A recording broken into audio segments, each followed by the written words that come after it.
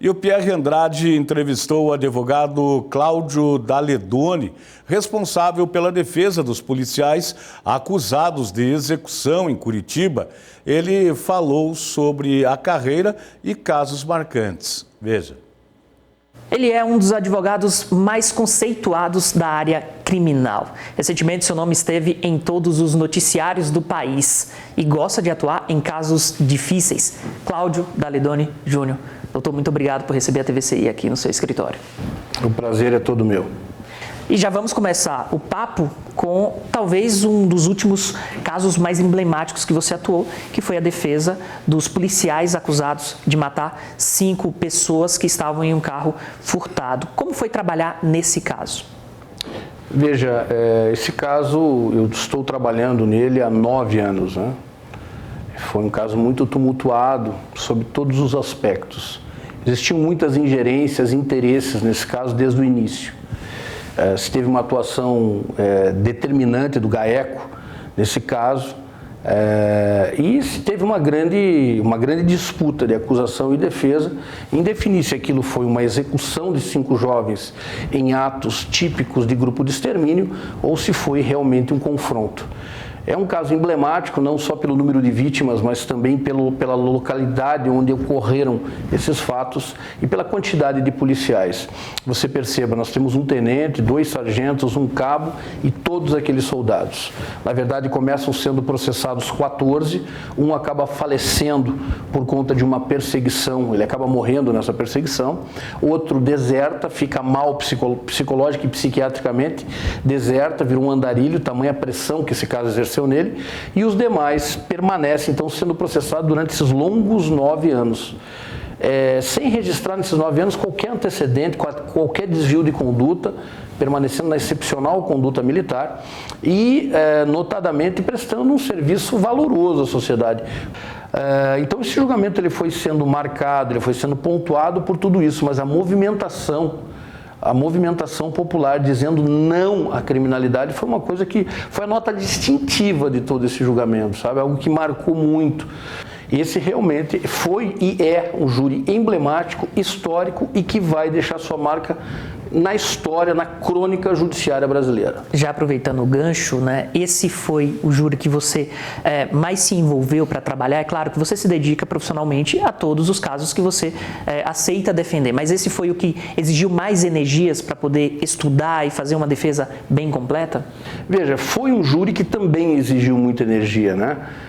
Eu participei em 2003 de um julgamento muito grande, de 19 dias, em Belém, lá no Pará, o caso dos emasculados de Altamira. A acusação tinha desenhado um roteiro lá de uma seita satânica que sacrificava crianças. E já haviam condenado várias pessoas nesse caso e seria o grande finale para a acusação condenar essa mulher. Acabou sendo absolvida. E se não bastasse ter sido absolvida pela tese que nós levantamos, que aquilo tratava-se, todas aquelas crianças mortas, aquela emasculação nada tinha de sobrenatural, nada tinha de ritualização, mas ali era uma assinatura do crime onde um pedófilo sádico, matador em série estava atuando, tanto no Pará quanto no Maranhão. Foi um trabalho de bastante reconhecimento, foi um trabalho de muito desprendimento, mas esse julgamento agora, né, nós estamos aí há quantos anos, mais de uma década do julgamento do caso dos emasculados, ele me exigiu muito mais. Me exigiu por quê? Porque nós temos a rede social, nós temos uma conexão. Então, o que estava acontecendo naquele momento no julgamento aqui, ele estava sendo acompanhado lá em Manaus. Eu recebia ali mensagem. Então, havia uma interação muito grande do Brasil inteiro acerca disso. E o momento, né? O momento que a população não aguenta mais a criminalidade. O momento em que a população não aguenta mais os direitos humanos se levantando para defender marginal. Ninguém mais quer isso.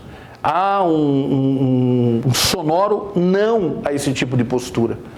Você também ficou muito conhecido, apesar de já ser famoso na área criminal, quando você aceitou fazer a defesa do goleiro Bruno. Você começou a trabalhar no caso e posteriormente abriu mão, saiu. O que aconteceu? O que te motivou a aceitar defender o goleiro Bruno e depois a sair do caso? Esse foi um caso realmente que também ele marca a minha atuação. Foi em 2010, eu fui chamado a defesa primeiro de um dos acusados ali, o Macarrão, né, que todo mundo começou, e a posteriori o Bruno também me convocou para que fizéssemos a defesa dele. Trabalhamos ali, fiquei 1 ano e 1 mês trabalhando ali na defesa do Bruno. Mais um caso assim que fugia toda a normalidade. Mas o auge ali da situação foi o seguinte, que me fez renunciar, foi que a minha orientação, né, estava colidindo, a minha orientação técnica estava colidindo com aquilo que ele queria se autodefender. Então, quando ocorre isso, o criminalista tem que se afastar. A boa ética determina, olha, se afaste.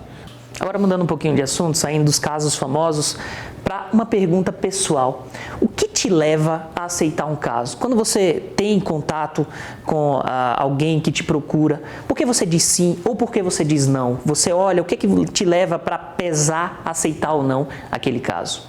Isso é uma pergunta assim, que é até importante, as pessoas têm no íntimo delas, perguntam como é que um advogado criminalista está defendendo fulano, Beltrano está defendendo aquele caso. Em primeiro lugar, é muito importante citar que o advogado criminalista, ele defende a pessoa detentora de direitos e garantias.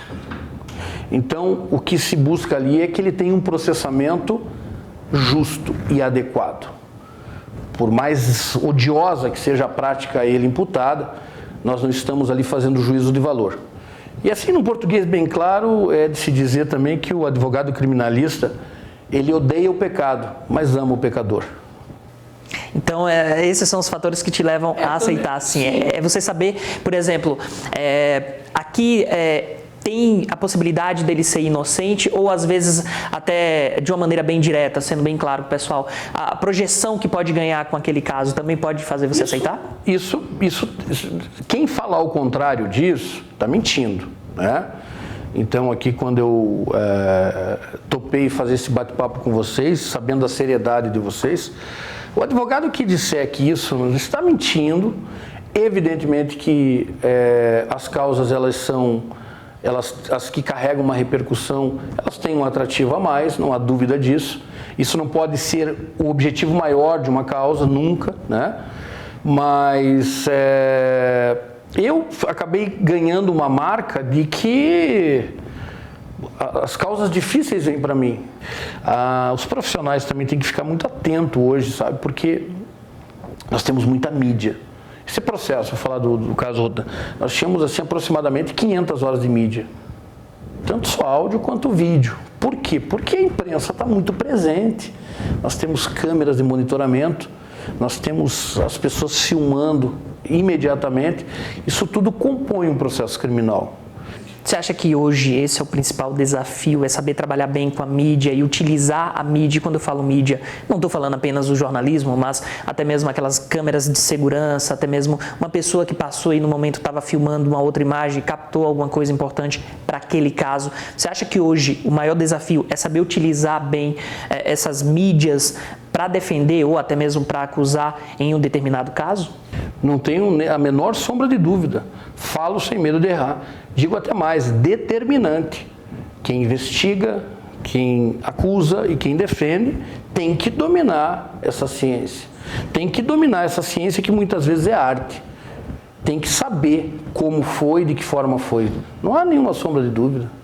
Isso aí. Muito obrigado, Daledoni, por nos receber aqui no seu escritório, por contar ao pessoal de casa um pouquinho do seu perfil, um pouquinho da sua história e de como é a sua atuação, de como é feito o seu trabalho. E muito boa sorte na sua carreira. Tá ok, muito obrigado. Foi uma honra poder falar aí a todos os telespectadores.